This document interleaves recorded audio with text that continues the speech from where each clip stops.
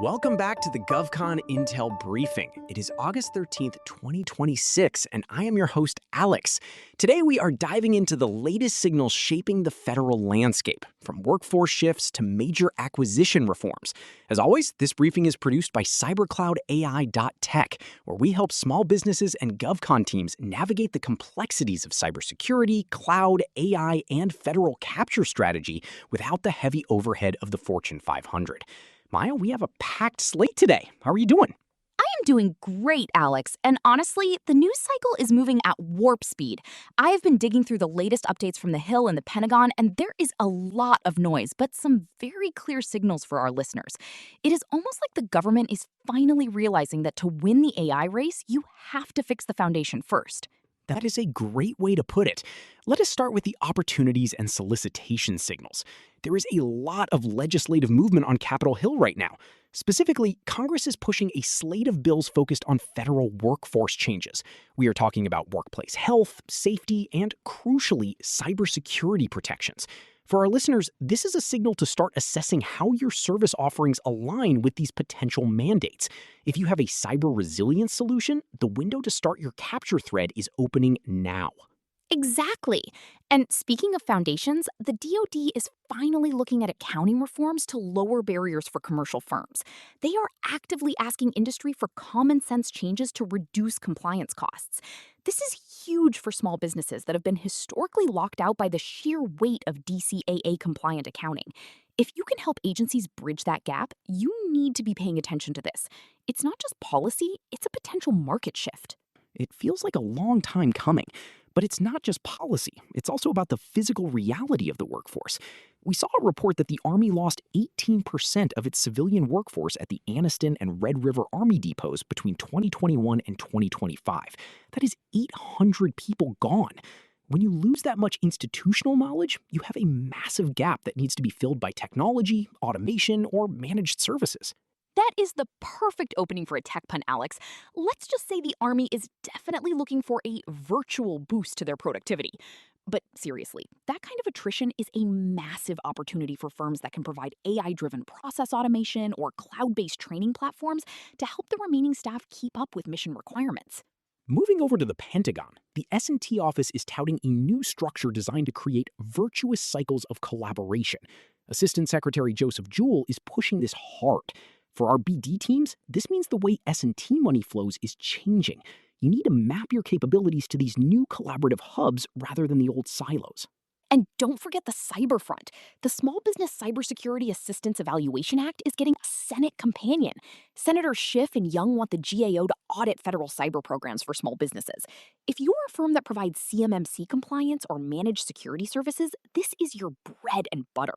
The government is essentially building a roadmap for exactly what they need to buy to help the small business industrial base grow. That is a solid point. Let us shift to customer intelligence. The intelligence community just launched ICJobs, a new classified portal. CIO Doug Kosa is being very vocal about needing the right talent for the AI race.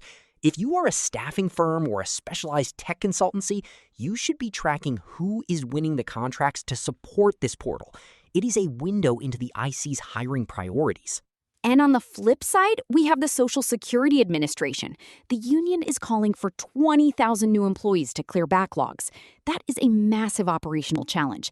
If you have AI tools that can automate document processing or citizen-facing inquiries, the SSA is going to be a prime target for those solutions. They simply cannot hire their way out of this problem. Then there is the VA-Oracle EHRM situation. Documents show the $10 billion contract is running out of both time and money due to unanticipated complexity. That is a polite way of saying the integration is harder than they thought. This is a signal for anyone in the interoperability or data migration space. When a massive program hits a wall, they often look for specialized fix-it firms to come in and handle the subtasks that the prime is struggling with. It is a classic case of too big to fail, meaning too complex to manage. It's a cautionary tale, but also a beacon for agile firms. Now, looking at the broader market, we have to keep an eye on the debt ceiling discussions. GovExec released a video highlighting the risk to federal employee pay. If that happens, it ripples through every single contract. It's a watch list item, but a critical one. Agreed. We are also seeing a GAO report on OPM's own internal restructuring. They are trying to reshape the federal workforce, but the question remains, can they actually meet their mission? And finally, there is a recurring theme about public input. Agencies are asking for feedback, but most people don't know how to provide it. That is a missed opportunity for industry to shape requirements early. And the final piece of the puzzle is trust. There is a great commentary out there about how trust is the missing component of government AI deployment. Agencies that build verification into their AI architecture now are going to be the ones that actually get to deploy systems. If your AI solution is a black box, you are going to have a hard time selling it to a federal CISO. So let us distill this into 3 practical capture actions for our listeners. First, take that DoD accounting reform news and map it to your current compliance costs. Can you position your firm as a lower-cost, high-compliance partner? Second, look at the Army Depot attrition. If you have automation or AI tools, reach out to the program offices managing those facilities. They are desperate for efficiency. Third, for the cyber bills, start tracking the GAO's upcoming evaluation criteria. If you can align your services with what the GAO identifies as best practice for small business cyber, you will be ahead of the curve when the funding starts to flow. That is solid advice, Alex. It's all about being proactive rather than reactive. If you wait for the RFP to hit the street, you're already behind. Exactly. And that is the core of what we do at cybercloudai.tech. We help you get ahead of the curve with cybersecurity, cloud, AI, and federal capture strategy. If you want to dive deeper into these signals or need help with your own compliance and capture efforts, visit us at www.cybercloudai.tech. And for those who want more, check out our other technology and GovCon podcasts at www.cybercloudai.tech/Spotify. Thanks for listening, and we will talk to you next time.